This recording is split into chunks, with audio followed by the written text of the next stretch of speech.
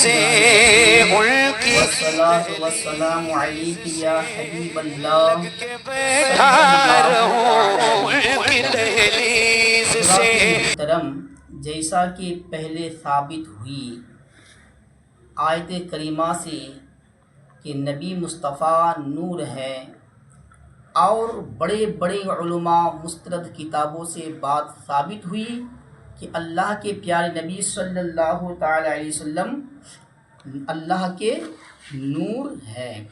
یہاں تک کہ ابن عباس کے بارے میں بھی میں نے بتایا پچھلے ویڈیو میں، اور امام جلال الدین سیوطی رضی اللہ تعالی عنہ وہ بھی بہت بڑے علماء ہیں، بہت بڑے عالم دین ہیں، جید عالم ہیں، مفسر ہیں حضرات، کہ ان کے بارے میں کتابوں میں آیا ہے کہ اللہ کے نبی کو کم و بیش 70 سے زیادہ بار اللہ کے نبی کی زیارت کی حضرت جلال الدین سیوطی نے، تو وہ بھی فرمایا کہ نبی مصطفیٰ نور ہے۔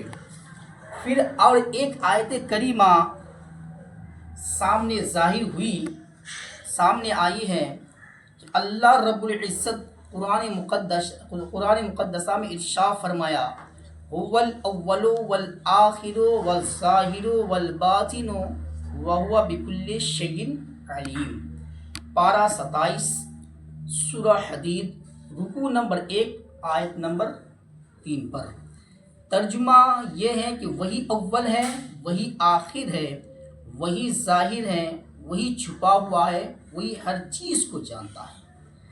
اس آیت کریمہ میں وہی اول، وہی آخر، وہی ظاہر، وہی چھپا ہوا، اس سے مراد نبی مصطفیٰ صلی اللہ تعالی علیہ وسلم ہے۔ اس آیت کے تحت بہت لمبا واقعہ موجود ہے جس سے ثابت ہوتا ہے کہ نبی مصطفیٰ نور ہے۔ وہ کیسے کہ اللہ تبارک و تعالیٰ نے جب حضرت آدم کو پیدا فرمایا، جب اللہ نے آدم علیہ السلام کو پیدا فرمایا، تو پیدا فرمانے کے بعد قیامت تک آنے والی تمام چیزوں کے نام بتا دیا۔ چنانچہ قرآن میں اللہ نے ارشاد فرماتا ہے، پارہ 1 رکوع نمبر 4 آیت نمبر 31 میں، وَعَلَّمَ آدَمَ الْأَسْمَاءَ كُلَّهَا، اور سکھائے آدم علیہ السلام کو تمام چیزوں کے نام۔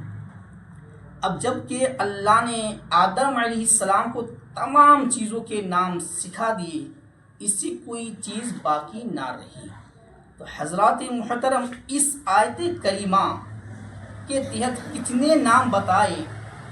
حضرت علامہ اسماعیل حقی حنفی رحمۃ اللہ علیہ نے اپنی کتاب تفسیر روح البیان پارہ 1 اسی آیت کے تحت لکھتے ہیں کہ اللہ تعالیٰ نے حضرت آدم علیہ السلام کو 7 لاکھ زبانوں کا علم عطا فرمایا، 1000 پیشووں کا ماہر بنایا۔ سبحان اللہ، یعنی کہ اللہ نے آدم علیہ السلام کو 7 لاکھ زبانوں کا علم عطا فرما دیا۔ حضرات، اب اسی آیت کے تحت شیخ محقق حضرت علامہ شیخ عبدالحق محدث دہلوی رحمۃ اللہ علیہ فرماتے ہیں کہ اللہ تعالیٰ نے حضرت آدم علیہ السلام کو نور محمد صلی اللہ علیہ وسلم کی برکت شریف سے یہ تمام علوم اور پیشوے سکھائے۔ مدارج النبوہ، حضرات ذرا غور کرو، جب آدم علیہ السلام کو اللہ تبارک و تعالیٰ نے نبی پاک کے صدقے سے اتنی زبانوں اور اتنے پیشووں کا علم عطا فرمایا ہے، تو غور کرو خود ذات پاک محمد مصطفیٰ صلی اللہ علیہ وسلم کے علوم کا کیا مقام ہوگا۔ یاد رکھو، آدم علیہ السلام کا تمام علم میرے مصطفیٰ کریم کے علم کے سامنے ایسے ہی ہے جیسے ایک قطرہ دریا کے سامنے ہے۔ حضرات محترم، اس آیت کریمہ سے پتہ چلا کہ نبی مصطفیٰ کہ علم کے صدقے آدم علیہ السلام کو اتنے علوم حاصل ہوئے۔ تو اب بات یہ ہو رہی کہ جب اللہ نے آدم علیہ السلام کو پیدا فرمایا، تمام اشیاء کے نام بتا دیے، تو اللہ تعالیٰ نے فرشتوں سے فرمایا کہ اے میرے فرشتوں، عرض کی جی مولا کریم، فرمایا میرا خلیفہ معرج وجود میں آ چکا ہے، میں نے اسے اتنا علم دیا ہے کہ تمہارا علم بھی اس کے علم کو نہیں پہنچ سکتا۔ تم سب میرے نبی کو، میرے پیغمبر کو، میرے رسول کی، میرے نائب کی تعظیم کرو۔ جب اللہ نے حکم دیا فرشتوں کو تعظیم کرو میرے آدم کو، تو فرشتوں کو معلوم نہ تھا کہ کیسے تعظیم کرے۔ تو اللہ نے فرمایا کہ اے میرے فرشتوں، میرے آدم، میرے رسول، میرے نائب کی تعظیم کرو۔ تو فرشتوں نے عرض کی یہ اللہ کیسے تعظیم کرے؟ فرمایا میں اسے جنت کے ممبر پر بیٹھاتا ہوں، تم سب اس کی توقیر کے لیے سجدہ کرو، تو اس کی تعظیم کے لیے سجدہ کرو۔ عرض کی مولا ٹھیک ہے، چنانچہ سجدہ ملنے کا حکم تھا، سارے فرشتے حضرت آدم علیہ السلام کی خدمت میں سجدہ کرتے ہوئے جھک گئے۔ قرآن کریم فرماتا ہے وَإِذْ قُلْنَا لِلْمَلَائِكَةِ اسْجُدُوا لِآدَمَ فَسَجَدُوا إِلَّا إِبْلِيسَ۔ اے میرے محبوب حبیب صلی اللہ علیہ وسلم، وہ وقت یاد کرو۔ کون سا وقت؟ جب ہم نے حکم دیا فرشتوں کو سجدہ کرو واسطے آدم علیہ السلام کی۔ اس آیت میں ایک بات غور ہے کہ اللہ نے فرمایا وَإِذْ قُلْنَا لِلْمَلَائِكَةِ اسْجُدُوا، اللہ نے فرمایا کہ اے میرے حبیب صلی اللہ علیہ وسلم وہ وقت یاد کرو۔ کون سا وقت کے بارے میں بولا اللہ نے؟ اس سے پتہ چلا کہ کون سا وقت، ایک مثال کے طور پر اگر دو اسٹوڈنٹ مدرسے میں یا اسکول میں پڑھتا تھا، پڑھتے وقت اس کو ٹیچر نے کیا سمجھایا، اس کے استاد نے کیا بتایا، کس طرح پٹائی کی، کس طرح کیا، کچھ سالوں کے بعد دونوں اسٹوڈنٹ جب ملاقات ہوئی یا آپس میں بات چیت کی، تو ان دونوں دوستوں نے کہا کہ دوست کہ وہ وقت یاد کرو اس اسکول کی یا مدرسے کی کہ ہمارے ٹیچر کس طرح سمجھاتے تھے یا پھر کس طرح ہمیں بتاتے تھے یا کس طرح کیا کرتے تھے۔ اسی طرح اللہ نے فرمایا کہ میرے حبیب وہ وقت یاد کرو۔ اس سے پتہ چلا کہ جتنے بھی ماجرا ہو رہا تھا جنت میں، تو یہ ماجرا نبی مصطفیٰ کے سامنے ہوتا تھا۔ تو اللہ نے فرمایا کہ میرے محبوب وہ وقت یاد کرو۔ کون سا وقت؟ جب ہم نے حکم دیا فرشتوں کو سجدہ کرو واسطے آدم علیہ السلام کی۔ حکم سنتے ہی سب فرشتے سر بسجود ہو گئے، مگر ابلیس نہ جھکا، ابا واستکبر وکان من الکافرین، انکار کیا اور غرور کیا اور وہ کافر ہو گیا۔ کون؟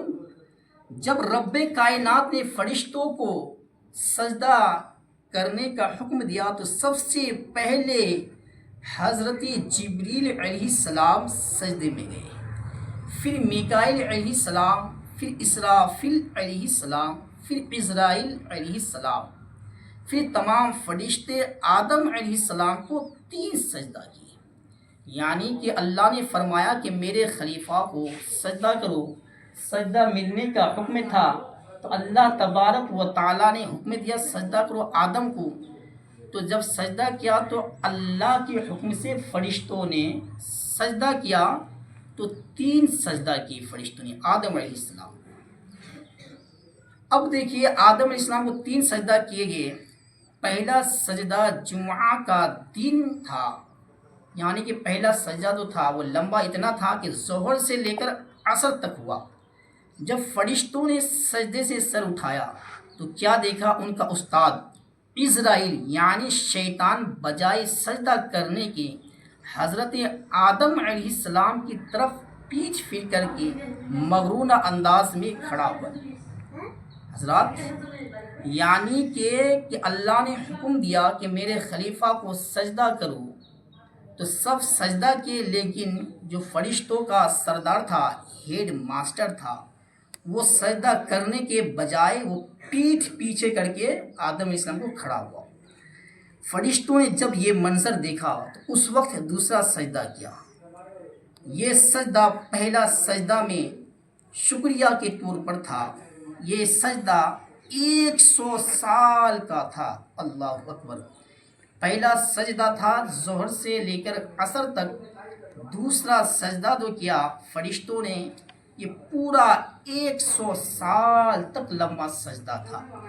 پھر جب فرشتوں نے سجدے سے سر اٹھایا تو دیکھا پہلے شیطان بڑا خوبصورت تھا، بڑا حسین و جمیل تھا، بڑی پیاری شکل و صورت تھی، لیکن اب معاملہ اس کا برعکس ہے۔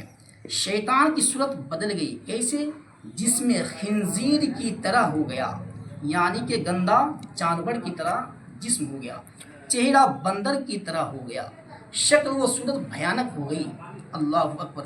پھر فرشتوں نے ہیبت الہی کی وجہ سے تیسرا سجدہ کیا۔ یہ سجدہ 500 سال کا طویل سجدہ تھا، یعنی کہ 500 سال کا لمبا سجدہ تھا۔ روح البیان تفسیر نعیمی میں موجود ہے۔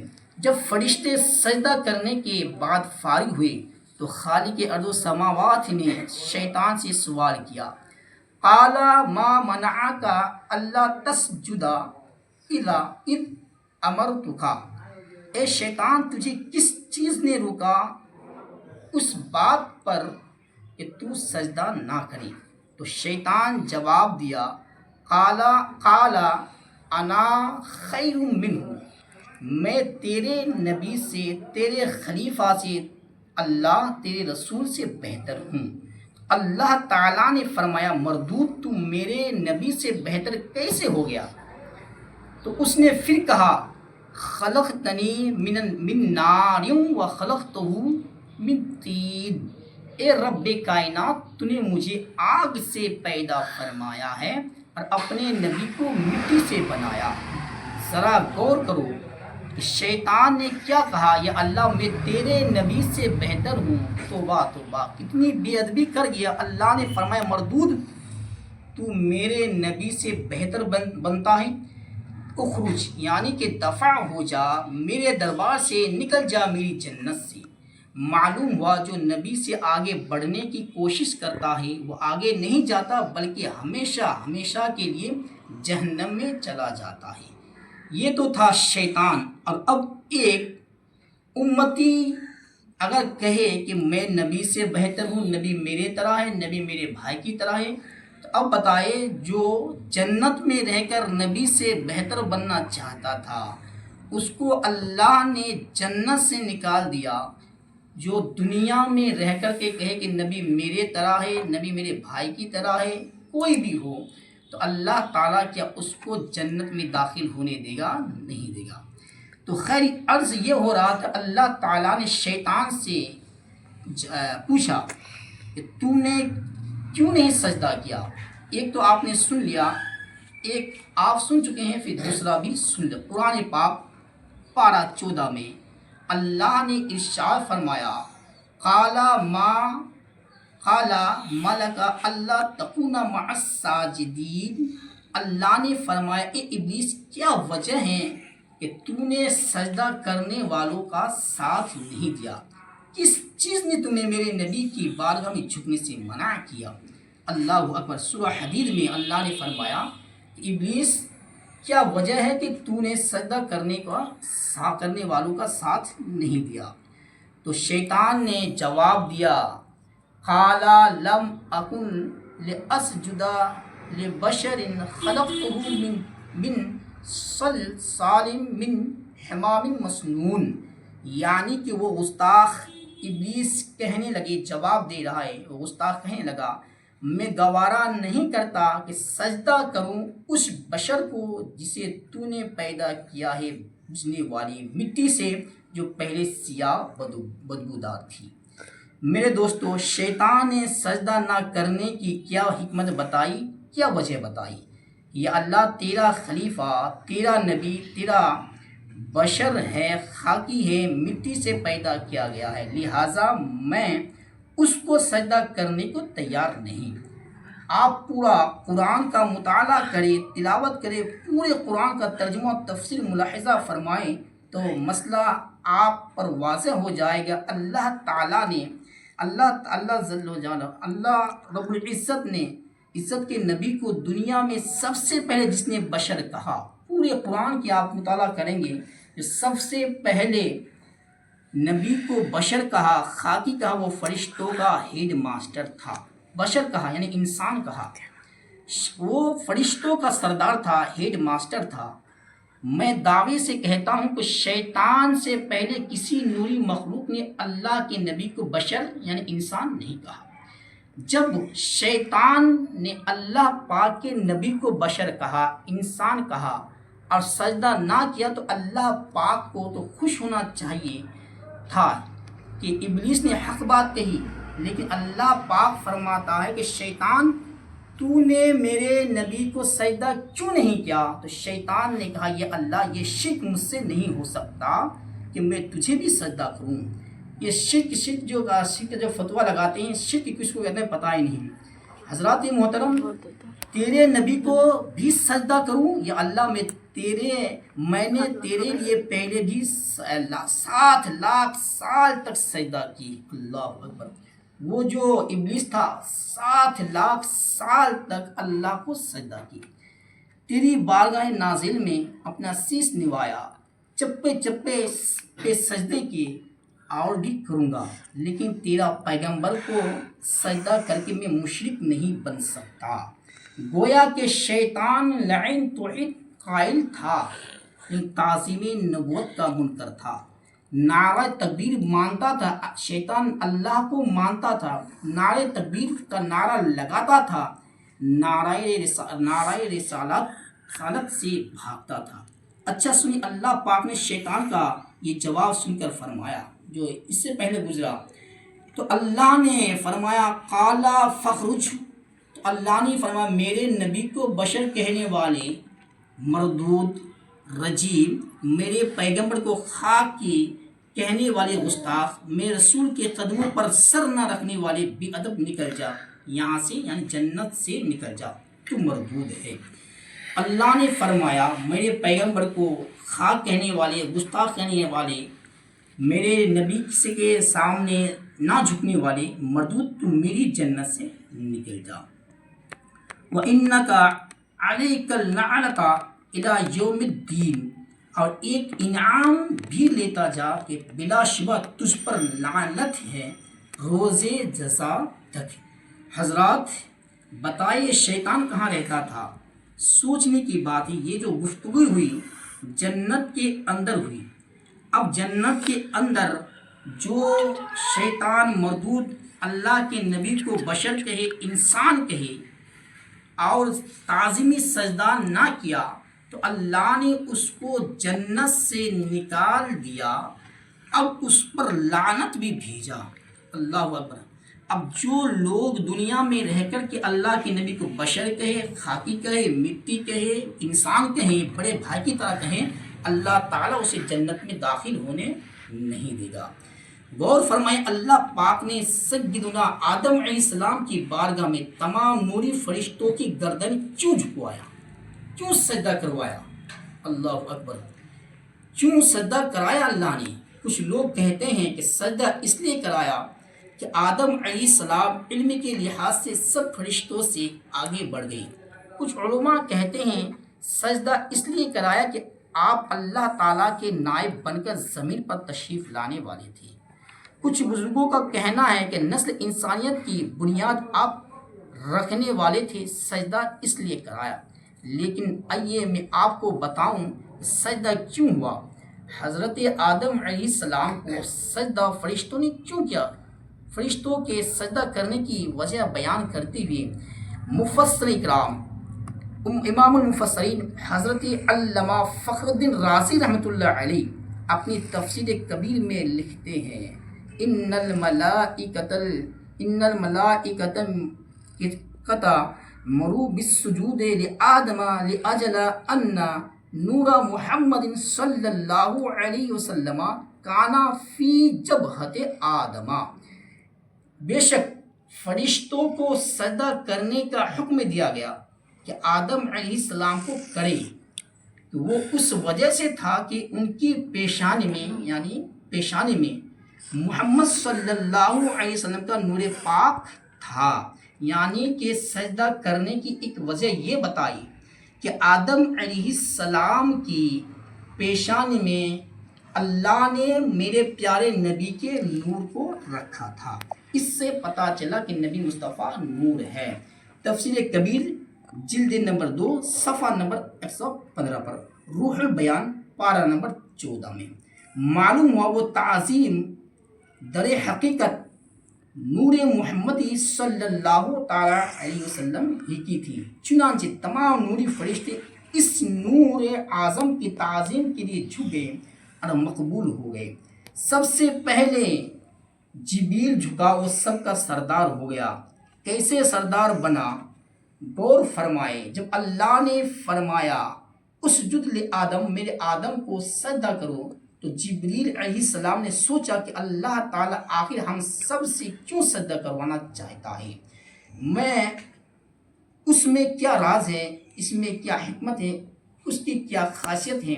جبریل علیہ السلام نے یہ سوچ کر حضرت آدم علیہ السلام کے جسم کو دیکھنا شروع کیا۔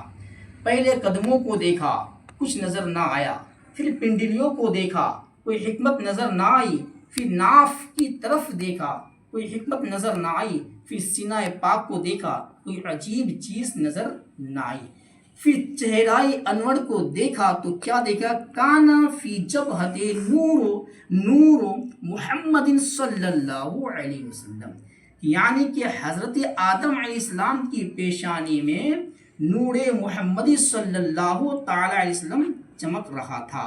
جبریل سمجھ گئے سجدہ کروانے میں یہی راز ہے، یہی حکمت ہے، یہی وجہ ہے کہ جلدی کروں، سجدہ کروں، کہیں کوئی فرشتہ مجھ سے پہلے نمبر نہ لی جائے، اور سجدہ کر کے اللہ پاک کو خوش کر کے انعام نہ لے جائے۔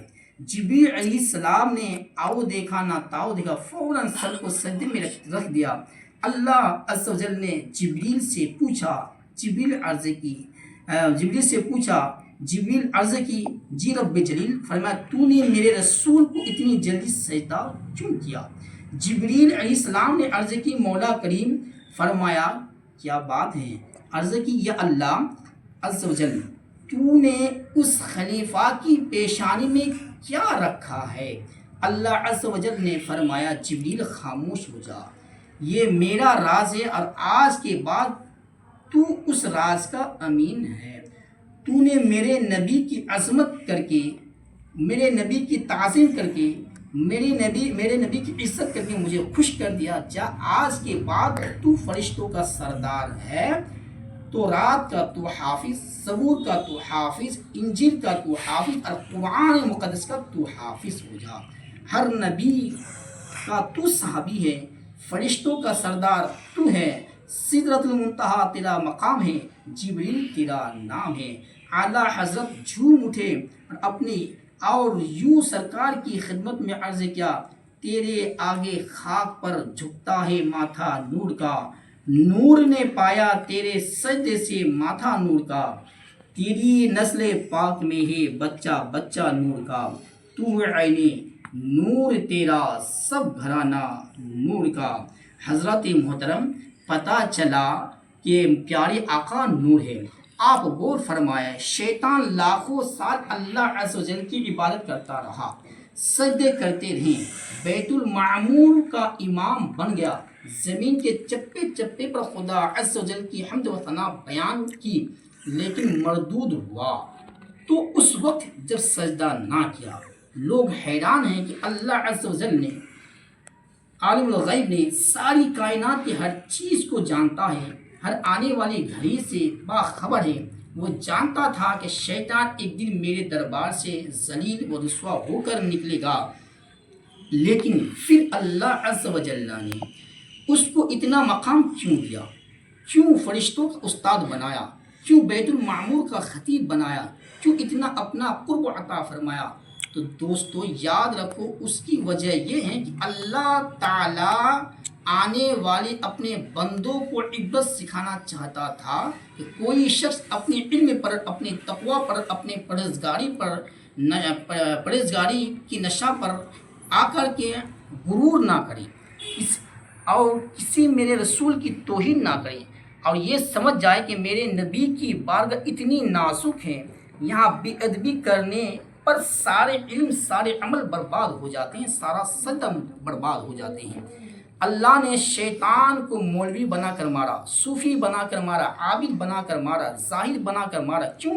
اس لیے کہ سب مولویوں، صوفیوں کو، عابدوں کو پتہ چل جائے، زاہدوں کو جو عبادت کرتا خوب دکھا دکھا کر کے اس کو پتہ چل جائے کہ شیطان کتنا بڑا عابد تھا، نمازی تھا، زاہد تھا، متقی تھا، بندگی کرنے والا تھا۔ اس وقت تک کارآمد نہیں جب کتنا بڑا تھا، لیکن اللہ نے سب اس کی عبادت بیکار کر دیا۔ جب تک دل میں عشق مصطفیٰ نہ ہو، شیطان اس کے لیے مارا گیا۔ وہ صرف آدم علیہ السلام کی مٹی دیکھتا رہا، لیکن بشریت دیکھتا رہا۔ اگر وہ نبی کریم کا نور دیکھتا تو ضرور سجدے میں جھک